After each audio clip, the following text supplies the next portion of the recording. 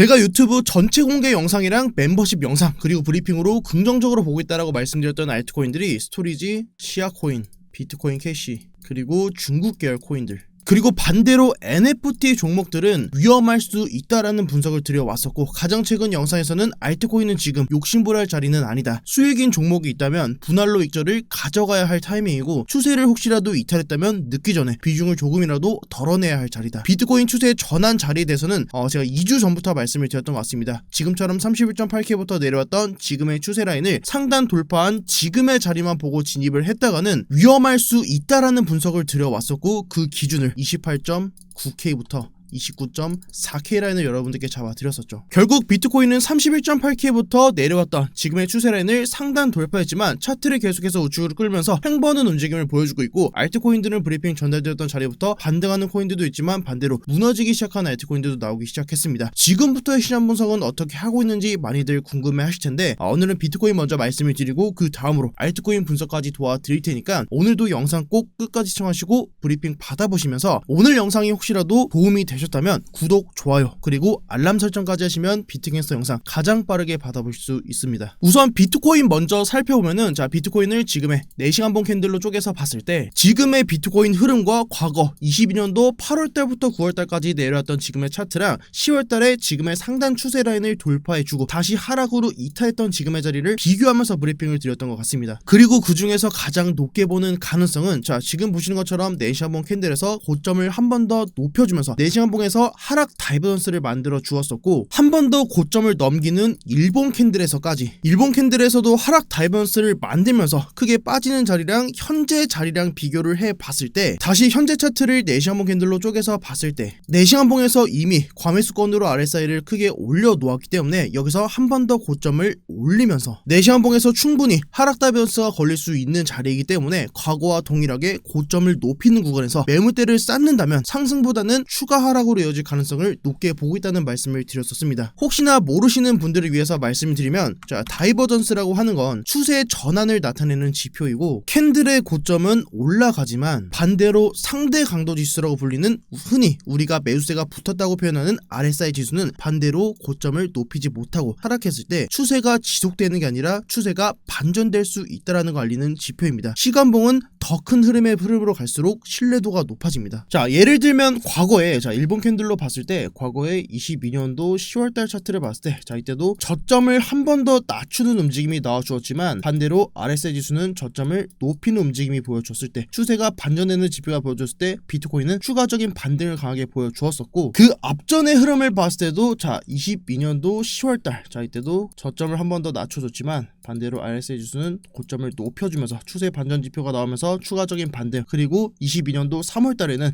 고점을 높여주었지만 RSI 지수는 반대로 고점을 낮춰주면서 이때 고점부터 저점까지 마이너스 21%짜리 하락이 나와 주었었습니다. 그럼 다시 비트코인으로 돌아와서 과거 22년도 10월달이랑 지금의 차트를 비교해 봤을 때, 자, 4시간 봉으로 쪼개서 봤을 때 물론 과거랑 지금이랑 똑같이 흘러갈 수는 없을 겁니다. 다만 오늘 잡아드리는 이 기준은 상승과 하락에 대한 중요한 기준점이 될 겁니다. 현재 자리에서 차트가 상승으로 돌파하기 위해서는, 상승이라고 하면은 최근의 고점 자리인 31.8K를 넘기는 상승이 되겠죠. 자, 종목 진입을 고민 중이시라면 적어도 저는 일본 캔들 기준으로 28.9K부터 29.4K 라인 위에서 일본 캔들이 종가 마감하는 흐름을 보고 진입해도 저는 늦지 않다라고 차트를 바라보고 있습니다. 제가 좀 더 높게 보는 가능성은 여기서 일본 캔들이 고점을 한 번 더 높여주면서 28.9부터 29.4K, 이 매물대를 윗꼬리 형식으로 매물대를 한 번 더 확인해 주면서 이후에 하락이 나와주는 패턴, 과거에 22년도 10월달에도 나왔던 것처럼 하락이 시작했던 첫 번째 이 매물대 라인 이 위에서 일본 캔들이 윗꼬리를 달아주고 하락하는 그림. 그럼 반대로 방금처럼 단기 상승이 나오는 게 아니라 상승이 나오지 않고 여기서 바로 하락이 나와준다면 우리가 필히 대응해야 되는 구간은 제가 여기다가도 표시를 드렸는데 27.1K입니다. 파란색으로 표시드린 게 27.1K 라인이고, 27.1K 라인은 23년도 3월달부터 강하게 지지를 받아주고 저항 받아주고 매물대를 강하게 쌓아줬던 구간입니다. 현재 차트를 일봉 차트 기준으로 매물대 지표를 켜서 봤을 때도, 자, 매물대 지표를 켜서 봤을 때도 매물대가 가장 많이 쌓여있는 구간으로 지금의 주황색 라인, 여기가 POC 라인이 형성되어 있는 구간입니다. 일본 캔들에서도 지금의 이 매물대 자리를 아랫꼬리의 형식으로 계속해서 물량을 쌓아주고는 있지만, 만약 이 자리를 아랫꼬리가 아니라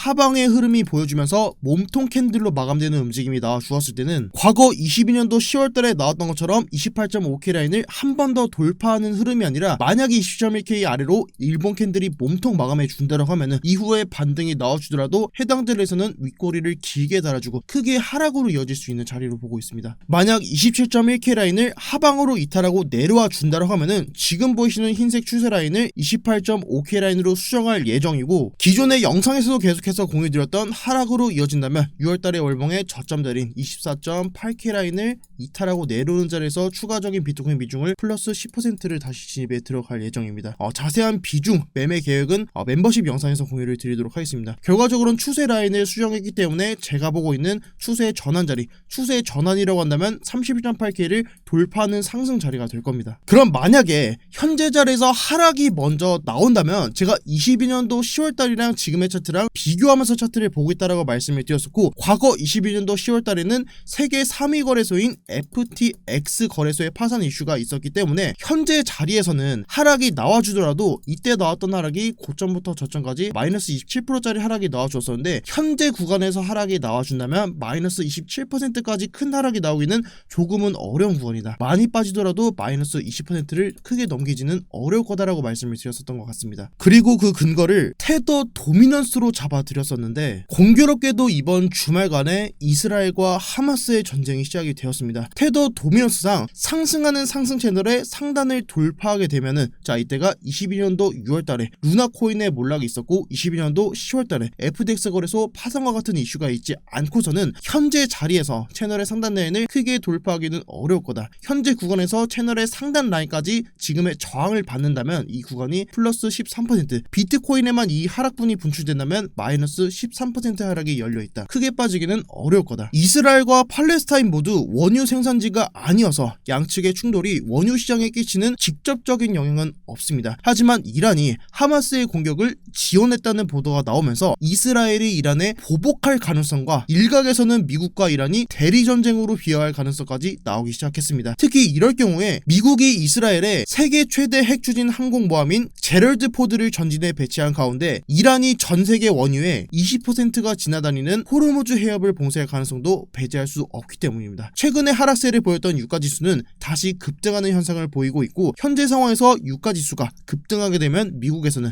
다시 또 시작되는 인플레이션 우려를 잠재우기는 어려울 거라고 시장을 바라보고 있습니다. 러시아 우크라이나 전쟁처럼 지금의 중동 전쟁이 장기화될 경우에는 고유가 가능성이 존재한다는 겁니다. 다시 차트로 돌아와서 고유가로 연준에서 인플레이션을 잡기 위해 다시 또 금리 인상 정책을 언급하면서 추가적인 금리 인상과 인플레이션을 잡기 위한 움직임을 보인다면 단기적인 흐름에서 주가에는 악영향을 끼칠 것이고, 고금리로 인해서 지역은행들이 다시 또 파산 위기가 돌면은 증시를 흔들면서 채널 상단을 그때서야 돌파하는 상승이 나와주지 않을까라고 차트를 바라보고 있습니다. 근데 저는 오히려 이제부터는 비트코인이 하락으로 움직여 준다라고 하면은 우리가 이제부터는 비트코인 매수를 준비해야 된다라고 말씀을 드렸었고, 과거에 제가 썸네일에서도 말씀을 드렸었지만 2008년도 이후부터 금융위기는 주가 폭등의 재료가 된다라는 말씀을 드렸었는데, 비트코인이 3월달에도 하락이 나와주었지만 V자 반등이 나와주면서 직전의 고점을 넘겨버리고, 자, 이때가 최대 상승폭이 저점부터 고점까지 플러스 비트코인만 57% 반등분이 나와주었었는데, 당시 파산했던 SVB뱅크의 예금을 정부에서 전액 보장하는 듯 현재의 경제위기를 금융위기까지 끌고 가지는 않을 거다라는 말입니다. 최근에 미국이 고금리에 실제로 달러 화폐가 줄어들면서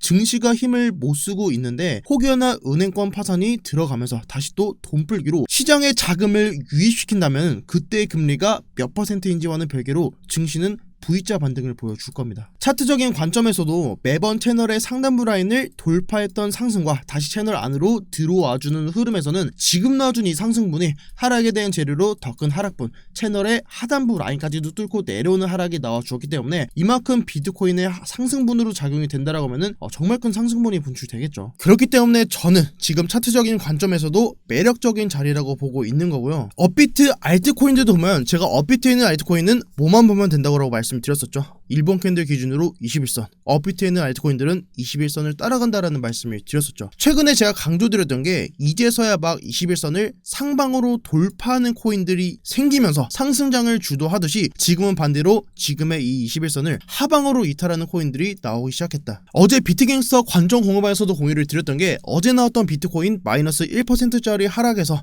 다시 알트코인들이 일본 캔들에서 21선을 위에서 아래로 두드리는 움직임이 나오기 시작했다. 이제는 일봉에서 21선 위에서 버티는 알트들이 많이 없기 때문에 공격적으로 진입 자리를 들어갈 자리는 아니다라고 보고 있습니다. 앞에서 제가 말씀드렸던 코인들이 스토리지 시아코인, 비트코인 캐시 그리고 중국 계열 코인들. 현재 스토리지 차트를 보면은 1차적으로 중요한 지지라인은 제가 보는 자리는 633원입니다. 633원이 최근에 거래량을 터뜨렸던 지금 양봉 캔들의 시가 자리인데 1차 지지라인 633원을 깨고 내려와 준다라고 하면은 지금 보시는 검정색 실선 여기가 지금 원화 기준으로는 580원입니다. 바로 직전에 나왔던 23년도 9월달의 차트를 봤을 때 이때도 양봉 캔들에서 거래량을 터졌던 지금의 이 자리를 이탈하고 내려왔을 때 적어도 633원이 깨지고 내려온다라고 하면은 50%는 현금화 비중으로 가져가시는 걸 권장을 드리고 마지막 지지라인인 21선 이 자리에서 딛고 반등이 나오지 않는 이상은 이 자리를 반대로 저항받는다면 추세가 상승 추세에서 하락 추세로